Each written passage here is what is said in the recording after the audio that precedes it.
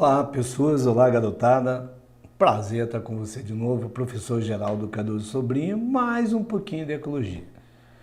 Nosso assunto de hoje, da nossa aula 27, observe na tela, biomas. E o que vem a ser bioma? Olha bem, conjunto do clima, flora e fauna de uma região. Bioma é o conjunto do clima, flora e fauna de uma região. Quer dizer, onde quer que você vá, você fará parte de algum bioma. Nós temos os biomas mundiais, tundra, taiga ou floresta boreal, floresta temperada tropical, campos e desertos. Ora, a gente tem esse material cobrado ao longo das provas de vestibulares pelo Brasil inteiro. O Enem, no entanto, ele reforça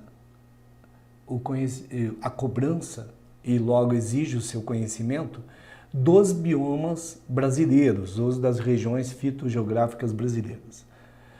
O que eu fiz? Eu coloquei no seu material todos os biomas mundiais. No entanto, evidentemente, é um assunto extremamente extenso. Qual é a recomendação que eu faço? Você pega primeiro um mapa mundi, vai lá, xeroca um mapa mundi e pinta os biomas. Eu venho lá do Círculo Polar Ártico, tundra, taiga, floresta temperada, tropical, campos e desertos. Faz a mesma coisa com o Brasil. Com o Brasil a gente vai ver agora. Então, os biomas mundiais eu só coloquei no material. Não vou tratar com vocês porque não é a prioridade do Enem. A prioridade do Enem são os biomas nacionais. Por isso a gente vai passar, eu vou passar rapidamente, você vai ver agora que esse material está aí. No entanto, eu vou fixar a atenção nos biomas brasileiros. Então você vê aí a tundra, né? Tá lá no Círculo Polar Ártico. Depois as informações da floresta boreal, floresta de pinheiros, né? Lá no norte da América do Norte, que vai até lá no norte, pega a Europa, a Ásia lá em cima.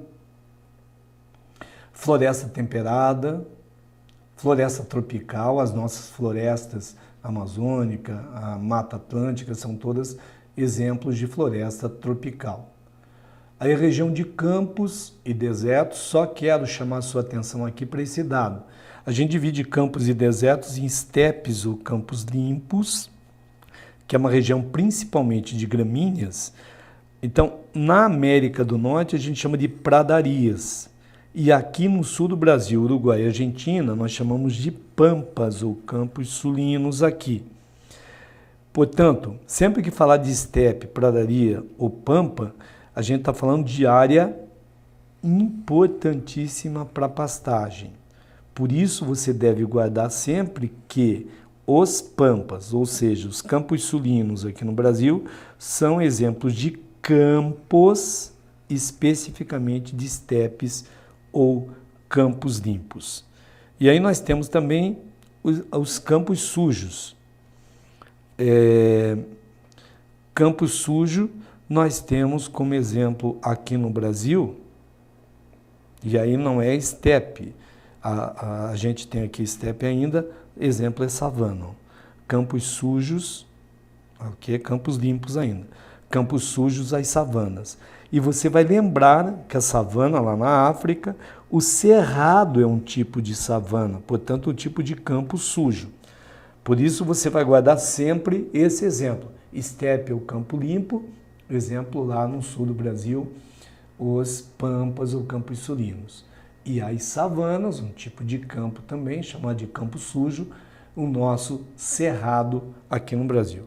Visto isso, você vai ter também os desertos e a gente chega nos biomas brasileiros. O que é que eu disse? Você vai pegar um mapinha do Brasil, desse estilo, e vai pintar a região. Então você pega aqui em verde, você tem toda a região amazônica. Cerrado você tem aqui em amarelo. Aí você tem a mata de cocais nesse pedacinho aqui. Ó. Você tem a Mata Atlântica, aqui, ó, todo o litoral brasileiro, tá vendo? Aqui, ó, os campos sulinos ou pampas, o Pantanal. Aqui você tem a mata de araucária e a caatinga. Então, todos os biomas estão aqui representados brasileiros ou regiões biogeográficas. O que é que você vai fazer? Você vai pegar um mapa desse, pintar, por quê? Porque vai cair em prova para você localizar. Então, como você vive no Brasil desde criancinha e estudou tanto na geografia quanto na biologia, você vai trabalhar por aí. O que é que nós vamos ver agora? Nós vamos ver as principais características de cada um destes biomas. Então, aquilo que eu disser, olha, isso é importante, você guarda, porque vale, numa prova comum, vale tanto para geografia quanto para biologia. E no nosso caso aqui, a gente está falando de ciências da natureza. Então, é onde o pessoal vai explorar e tem explorado bastante esse dado. Vamos lá? Então, primeiro, ó, floresta amazônica. Lembra que floresta amazônica é uma floresta tropical. Então, a gente tem na região norte, ó, os estados onde há a nossa floresta amazônica, a parte brasileira da floresta amazônica, e olha um dado importante, quase a metade do Brasil é floresta amazônica. O que caracteriza lá? Muita chuva, ó, chuva abundante e regular. Então tem uma temperatura estável, né? E olha aqui, ó, a maior biodiversidade do mundo. Se lembre, por exemplo, que uma das razões possíveis dessa seca que a gente está tendo, da baixa pluviosidade no leste do Brasil, no sudeste brasileiro, se deve lá na região amazônica o desmatamento. Então diminui a evapotranspiração, diminui a umidade que vem em direção a São Paulo e diminui a quantidade de chuvas. Esses dados são importantes para serem explorados no seu Enem. Tudo bem? Continuando. Então, riqueza de nichos, porque tem uma grande biodiversidade, né? No entanto, a baixa densidade de cada espécie. Esse dado é importante. Eu estou falando de várias características, você vai guardar as principais. Ó, rápida reciclagem de nutrientes, solo pobre. O solo de floresta tropical é pobre, porque tem uma grande quantidade de micro-organismos no solo, tudo que morre rapidamente é decomposto e volta para as árvores. E logo, a riqueza de uma floresta tropical não é o solo que é pobre, é a própria floresta. Então você vê que parte daqui a questão do gerenciamento de florestas tropicais. Não é uma boa desmatar para tornar a área agricultável. A gente tem que aprender a conviver com a floresta e tirar dela a sua riqueza. Tudo bem? Continuando lá. É a maior floresta pluvial do mundo, a gente já sabe. Outro dado importante, 4 estratos. A gente tem 4 alturas diferentes de vegetação, de árvores, né? As árvores mais altas formam um teto na floresta que a gente chama de dossel, impedindo a entrada de luz. Então, essa parte mais baixa da floresta é uma parte com luz difusa, é mais escura, portanto. Então, você vê a dificuldade que tem quando há o desmatamento. Então, se a gente tirar essa parte das árvores mais altas, haverá um ressecamento aqui embaixo com a possibilidade de incêndios florestais, né? Então a gente vê tudo aquilo que pode ser cobrado em provas. Outra coisa que é bastante cobrado lá na geografia, principalmente, a paisagem. Tem uma parte baixa que está sempre alagada, a gente chama de igapó. As várzeas são terrenos um pouco mais altos, então ficam entre os igapós e a mata de terra firme, que em determinada época do ano, na época de chuva, é alagada, né?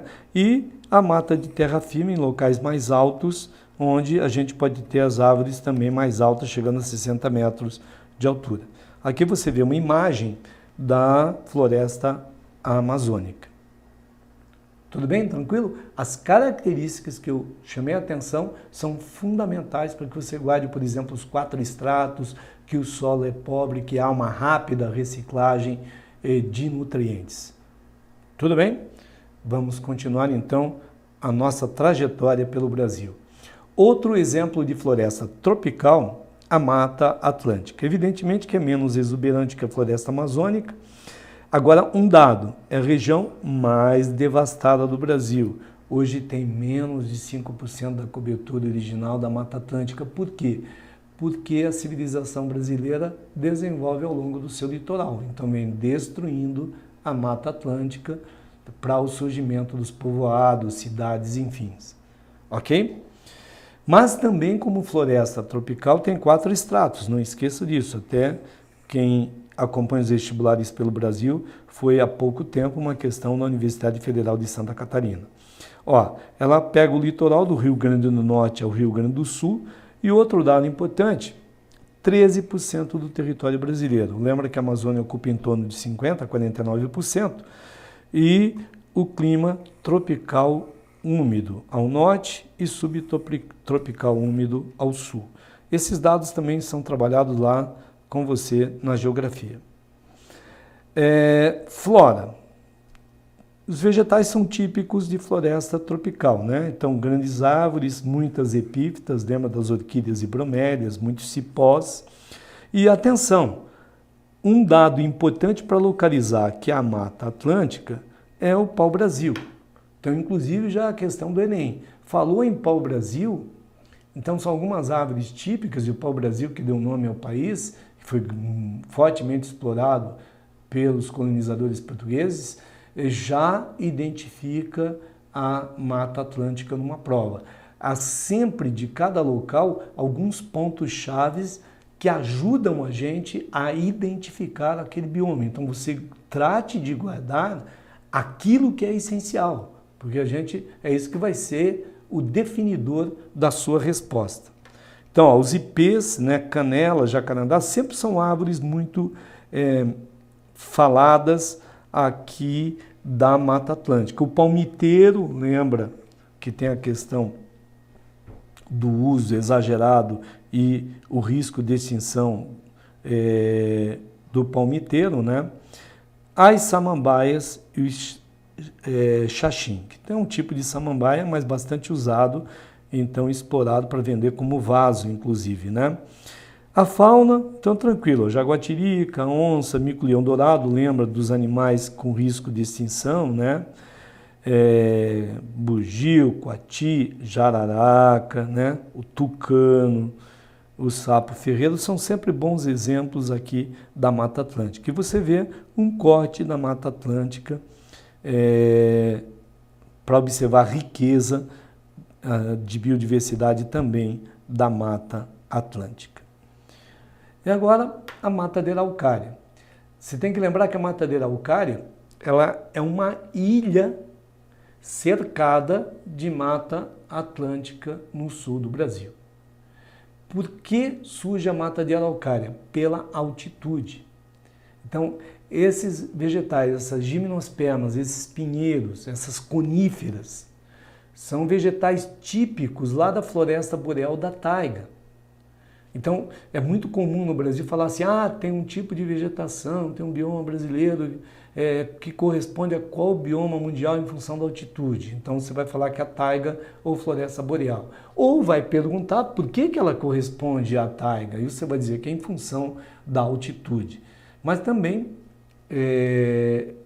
esse bioma, por muitos autores, é considerado geneticamente extinto por várias razões, né? Inclusive, você pega, por exemplo, a árvore símbolo, a Araucária angustifolia do estado do Paraná, e boa parte das grandes cidades do Paraná estão sobre a região tipicamente de Mata de Araucária. Você não tem como reconstituir tirando daí a cidade. Mas verifique. Então, dominância sempre da Araucária angustifolia, que é o pinheiro do Paraná, repito, a árvore símbolo do Paraná. E você vai lembrar uma coisa, o pinhão é semente, não é fruto.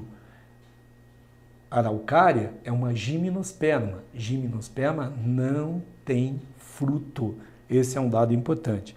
Outro dado que é importante para as provas é que tem 3 estratos, são 3 alturas diferentes de árvores, né?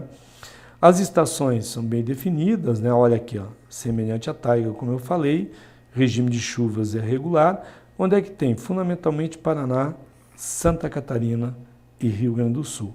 E aí você tem um aspecto visual da nosso pinheiro do Paraná, da Araucária angustifólia. E você pode ver facilmente que há, então, alturas diferentes desse bioma.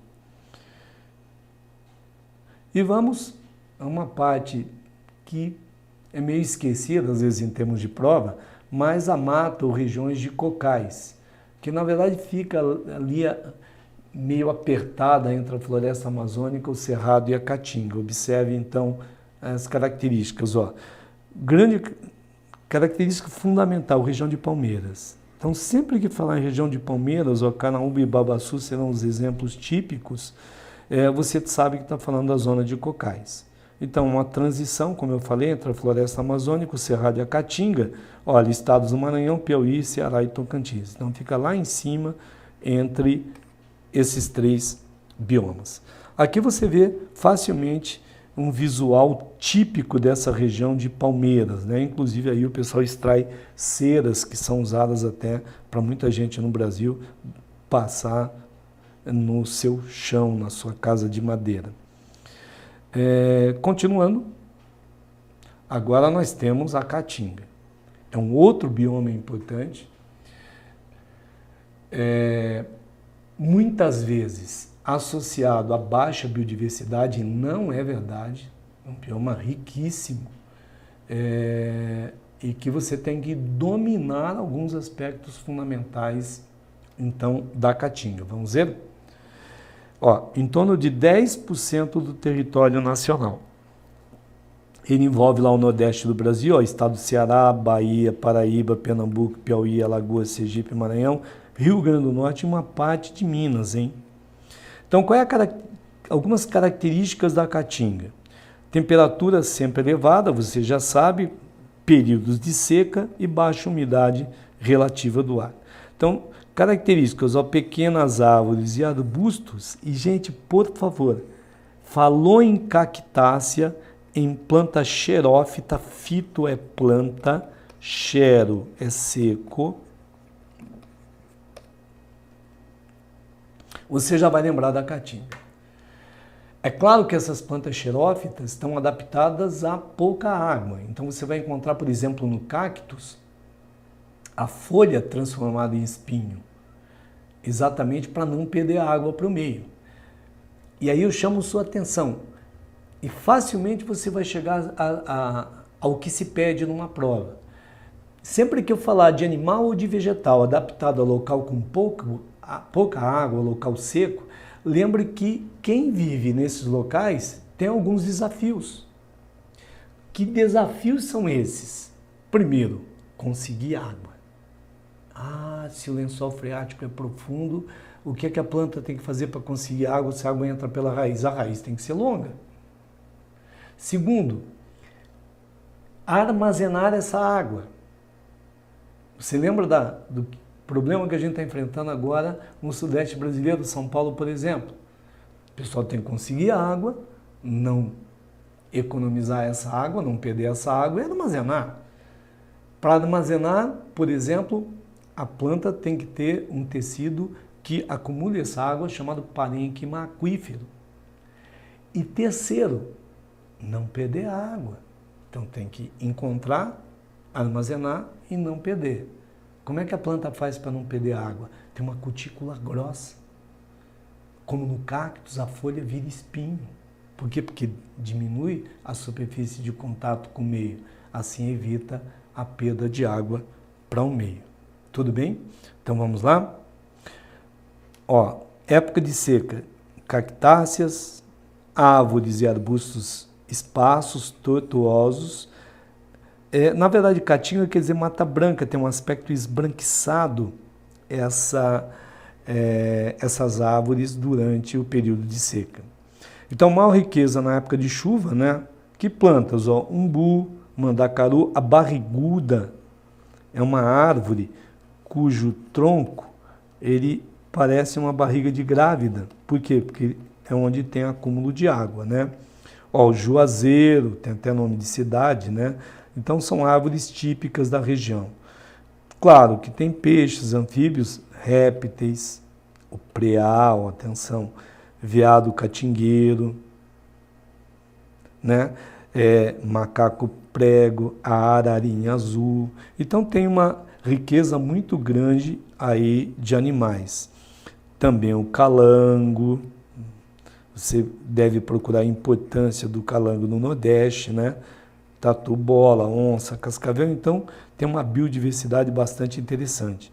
E aqui você tem o visual da caatinga numa época de seca. Então olha a grande quantidade de cactáceas e olha o aspecto ressecado do ambiente e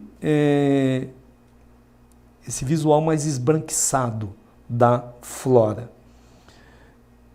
Em seguida a gente vai num outro bioma que é extremamente importante. Então é o segundo maior bioma brasileiro, um tipo de campo, um tipo de savana, que é o cerrado. Lembra que há uma grande pressão no cerrado, inclusive para tornar a área agricultável, plantação de soja. Brasília está sobre o cerrado brasileiro e você precisa ter alguma ideia daquilo que define a resposta no cerrado. Vamos lá? Então, ocupa o Brasil Central aqui, ó, Goiás, Bahia, Piauí, Maranhão, Mato Grosso do Sul, Tocantins, Minas, São Paulo e Distrito Federal. Ó, 24% do território brasileiro. Outro dado, qual é a época de chuva no Cerrado? Outubro a março. Esse é um dado importante. Tá? Outros dados importantes. O solo é ácido. Tem escassez de nutrientes e grande quantidade de alumínio. O alumínio é tóxico para as árvores. Então, a questão do cerrado não é a falta de água.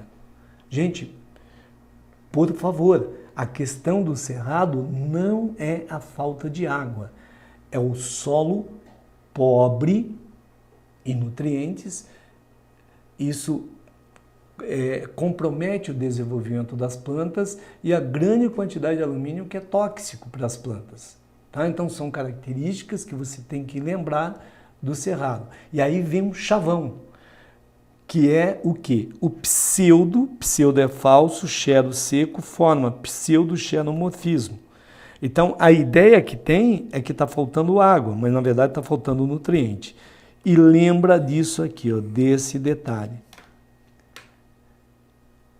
O cerrado experimenta, não é aquela queimada criminosa, experimenta uma queimada regular no período de seca. E essa queimada regular acaba favorecendo o desenvolvimento dos vegetais na sequência. Então é benéfico para o cerrado essa queimada natural, mas que deixa alguma característica que identifica que a gente está falando do cerrado. Quer ver? As árvores são tortuosas. Então, quando falar sempre em árvore com cutícula grossa, falar que a árvore é torta é uma característica típica de árvore do cerrado por causa do período da queimada. Então você vê aqui algumas, ó, buriti, barbatimão, são vegetais típicos então do cerrado. A fauna é bastante rica também, bastante insetos, aves ou répteis, gambá, tamanduá, ó, o lobo, guará, tatu, jaguatirica, né? Emas, cachorro do mato, ou sussuarana, são sempre animais que você tem que lembrar, pelo menos alguns deles. Mas lembre a questão de que não é falta de água, é falta de nutriente no solo, e lembre das queimadas regulares, porque ninguém vai mandar você decorar um monte de vegetais, um monte de animais. Você tem que ter uma ideia, evidentemente, já que você vive no Brasil e sempre viveu no Brasil. Mas eu peço que você guarde esses dados que eu tenho relatado como fundamentais, porque eles é que vão identificar o bioma que está sendo tratado na prova. Você vê aí uma imagem típica do cerrado brasileiro. Então, você vê até aqui, ó, algumas árvores um pouco tortinhas, né? Exatamente por causa das queimadas regulares. E agora, os campos sulinos. Então, vegetação herbácea, que é um tipo de estepe, lembra disso, né? O campo limpo. Principalmente gramíneas, e ó, como toda região de estepe, região de pastagem, né? Rica para pastagem. Ocupa a região sul do Brasil, principalmente Rio Grande do Sul, e ó, 2% do território nacional.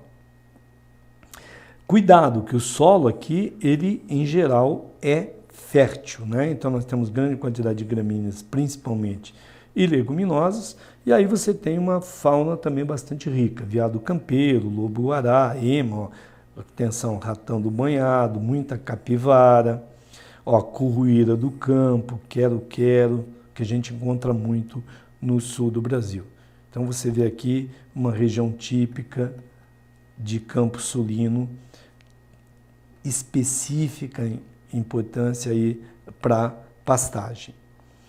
O Pantanal é outra área bastante importante brasileira, bastante cobrada, e você vai lembrar sempre que falar do Pantanal, falar o quê? Em região que alaga durante uma parte do ano. Então, esse vai ser o mote principal para sua prova. Vamos lá? Então, região alagadiça, predomínio de gramíneas. Então, você vai ter uma mistura muito grande de vida aquática e terrestre, exatamente porque ela fica uma parte do tempo toda alagada, grande biodiversidade, então, animal, e região centro-leste do Brasil. Atenção, estados do Mato Grosso do Sul e Mato Grosso, 1,7% do território nacional. Ó, verão quente, inverno frio e seco. Agora, época das cheias. Ó, janeiro a março é época de cheia, abril e maio a gente chama de vazante, a seca em junho a setembro e enchente outubro a dezembro. Tá? Então, guarde bem essas épocas do Pantanal. Flora, mosaicismo. Então, aqui a gente tem uma mistura de cerrado, uma mistura de caatinga, uma mistura de Amazônia. Então, você vê que tem uma mistura desses 3 biomas, por isso a gente chama de mosaicismo. É um mosaico vegetal, na verdade. Então, uma grande biodiversidade animal. Então, você tem grande quantidade de peixes, é uma região rica em peixes, como é a Amazônia, né? Muitas aves migratórias, o tuiuiu, que é a árvore símbolo do Pantanal, então isso aqui você tem obrigatoriamente que guardar, né? Muito jacaré, muitas cobras, aí também capivara, aí você vai encontrar muitas aves, o arara, tucano, né? E a quantidade grande de peixes, então surubim, dourado, a piranha, bagre, pacu, então são sempre peixes muito importantes do Pantanal. Aqui você vê a ave símbolo, né? Então você vê região alagada do Pantanal. E para fechar, a gente tem o mangue. O mangue é um berçário natural do mar. Então, as espécies marinhas usam o mangue para reprodução. E o que é que você vai ter? O mangue tem pouco oxigênio, então não tem um cheiro agradável. O que fez o Brasil confundir como uma área sem importância. Grandes manguezais do Rio de Janeiro foram aterrados no Segundo Império, exatamente por isso o pessoal achava uma coisa horrorosa. Vamos às principais informações então. Regiões de estuário, ó, acompanha a costa brasileira, atenção, pouco oxigênio e grande quantidade de água no solo. Foi isso que eu acabei de falar para você. E outro dado importante, local de reprodução e criação de animais marinhos. Então, se eu comprometo o mangue, na sequência eu comprometo a pesca lá fora no mar, né? 2 dados importantes. Como o chão está cheio d'água, a gente tem raiz do tipo escora. Eu tenho raízes adventícias, porque você já vai ver uma imagem que a planta tem que se apoiar para não cair nesse ambiente. E raízes respiratórias. A gente vai notar uma foto daqui a pouco, você vê aquelas raízes todas para cima em busca de oxigênio, já que o solo é pobre em oxigênio. Outro dado que é importante, em muitos locais no Brasil o pessoal cobra. Os principais vegetais do mangue são Rhizófora, Avicênia e Laguncularia. Esse é um dado extremamente importante. Então, Rhizófora, Avicênia e Laguncularia. Logo depois da região da praia, a gente tem uma região das dunas, né, que você tem que saber. Então tem uma vegetação rasteira, halófita, com muito sal, adaptada a um alto teor de sal no solo e com grande quantidade de sol, né? Heliófita, vegetal, acostumado a uma grande intensidade de sol. No final das dunas já tem arbustos, e aí você vem a restinga, que vem logo após as dunas. Então, entre a região de maré cheia e maré baixa, você vai encontrar dunas, a restinga, e depois você vem para o continente. Importante a restinga, porque ela vai controlar as dunas aqui. Então, com arbustos, pequenas árvores, cactáceas, né, bromeliáceas, já suporta um pouco menor de sal e menor intensidade luminosa. Agora, em muitos locais do Brasil hoje tem uma lei rígida ambiental, é proibido inclusive estacionar em cima da restinga. Então, toda vez que você for à praia, dê uma olhadinha na região da duna de restinga, depois vem o continente. Você pode observar aqui, ó, essas são as raízes do tipo escora, já que o solo é todo muito encharcado e a planta precisa estabilizar, precisa fixar nesse solo. E essas são as raízes respiratórias. Então, sempre que você encontrar para cima, você está vendo que é uma planta típica de mangue em busca de oxigênio, então, para a sua raiz. Feito? Agora, rapidinho, que o nosso tempo está estourado, vamos ver um exercício, né? Observe ali na tela. Você vê que está vindo de 1 para 2, olha aqui os biomas brasileiros, né? Então você já pode usar essa questão para localizar. Ó, tá indo de 2 para 1. Então tá vindo para cá e tá indo para lá. Então nós temos, ó, olha bem, aqui a caatinga, né? Aqui a floresta amazônica, aqui a mata de araucária. Aí diz o seguinte: 2 pesquisadores percorreram os trajetos marcados no mapa. A tarefa deles foi analisar os ecossistemas e, encontrando problemas, relatar e propor medidas de recuperação.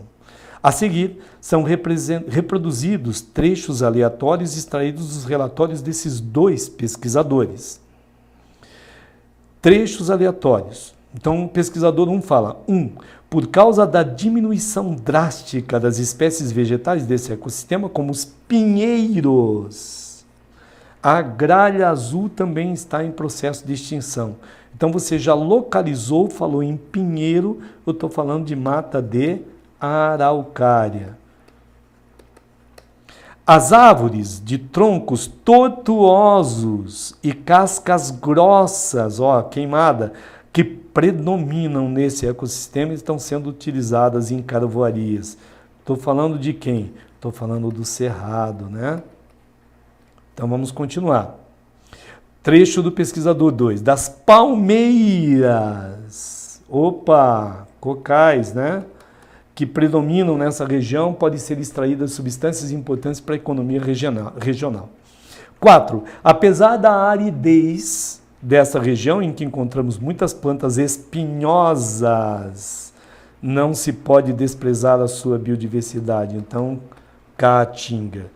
Então, você pode observar aqui, os trechos 1, 2 e 4 referem mata de araucária, cerrado, zona de cocais e caatinga. Viu como é tranquilo? Questãozinha do Enem. Se você seguir aqueles dados que eu falei que são fundamentais, a sua prova está na mão. Gente, um grande abraço e até a próxima aula.